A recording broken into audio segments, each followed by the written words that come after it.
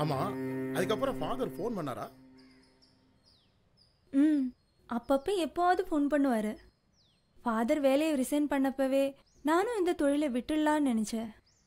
அப்போ தான் heart attack மாதிரி ஒருத்தர் வந்தார். அடுத்த ஃப்ளாஷ்பேக்கா? சூப்பர்மா.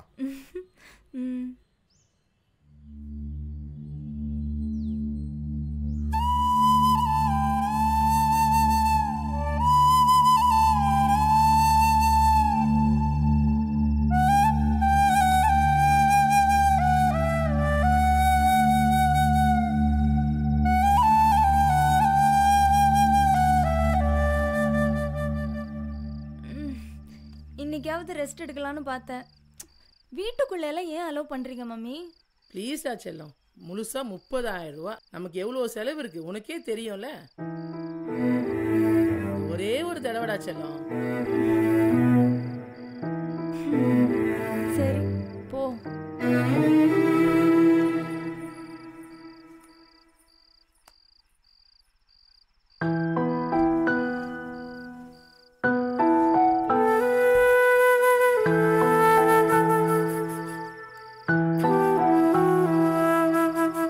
சார், தப்பாக நினச்சிக்காதீங்க.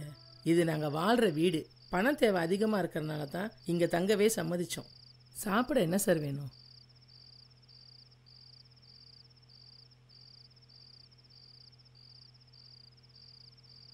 வெள்ளை பூண்டும் சின்ன வெங்காயம் போட்டு புளி குழம்பு கிடைக்குமாக்கா?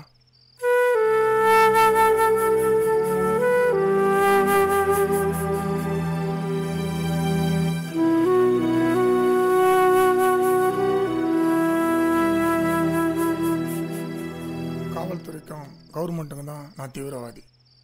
லாட்ஜிலையோ ரயில்வே ஸ்டேஷன்லாம் படுத்திருந்தா மாட்டியிருந்திருப்பேன். அதனால தான் இப்படி ஒரு யோசனை வந்துச்சு. நிம்மதியாக தூங்கி நிம்மதியாக சாப்பிட்டு எத்தனையோ நாளாச்சு சகோதரி.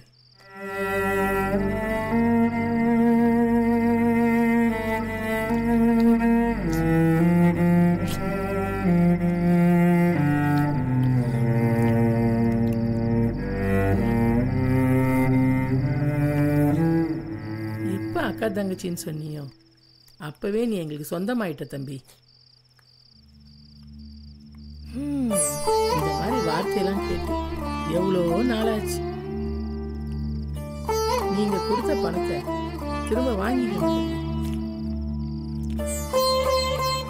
நீங்க போட்ட அந்த சொத்துக்காக எத்தனை லட்சம் வேணா கொடுக்கலாம். இன்னும் கொஞ்சம் குழம்பு ஊற்றுமா சகோதரி?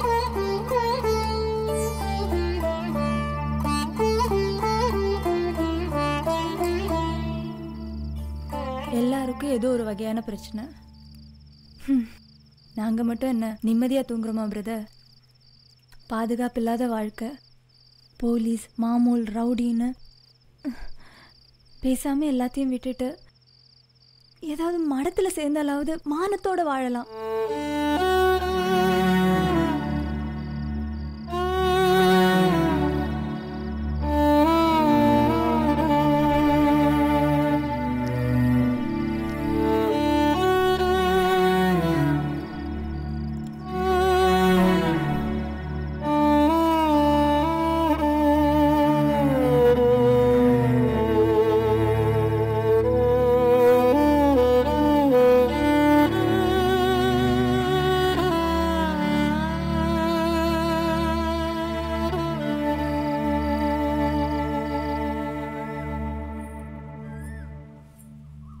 பாப்பா, பாப்பா ஏந்திருமா, இந்தா காப்பி.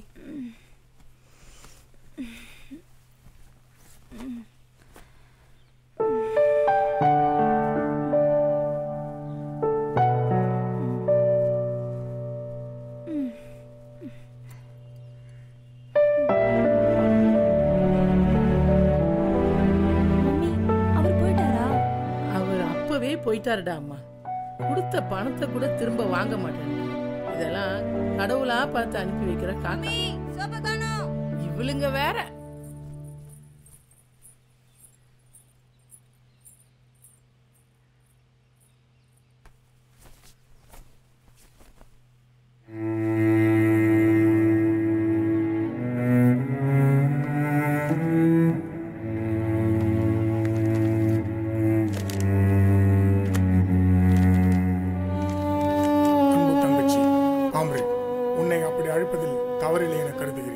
என்னை பொறுத்தவரை நீயும் ஒரு தொழிலாளி, சமுதாய போராளி. நேற்று இரவு நீ பேசிய போது பாதுகாப்பு இல்லாத ஒரு வாழ்வு, இந்த தொழிலை விட்டுவிடப் போகிறேன் என கூறினாய்.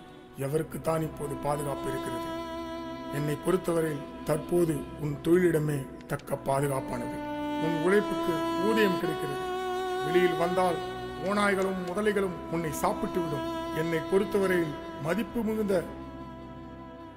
கட்டளையாக அல்ல, அன்பு வேண்டுகோளாக உன் அண்ணன். இந்த தொழிலை விட்டுடலான்னு பார்த்தா ஏதாவது ஒரு விஷயம் வந்து இந்த தொழிலே இருக்க வச்சிடுது. அந்த பிரதர் தீவிரவாதியோ கொலைகாரனோ எனக்கு தெரியாது. அவர் கொடுத்த காசுக்கு என்ன அனுபவிச்சுட்டு போயிருக்கலாம். ஆனா தன்னோட மனசுல இருக்கிறத மட்டும் சொல்லிட்டு மனிதநேயத்தோட போனாரு. அவன் தான் சார் ஆம்பளை. உண்மைதாம்மா. புலநடக்கம் அப்படின்றது அவங்கவுங்க மன உறுதியை பொறுத்தது. பாப்பா சாப்பாடு ரெடி, சாரை கூட்டிட்டு வாங்க. வாங்க சார். ஆ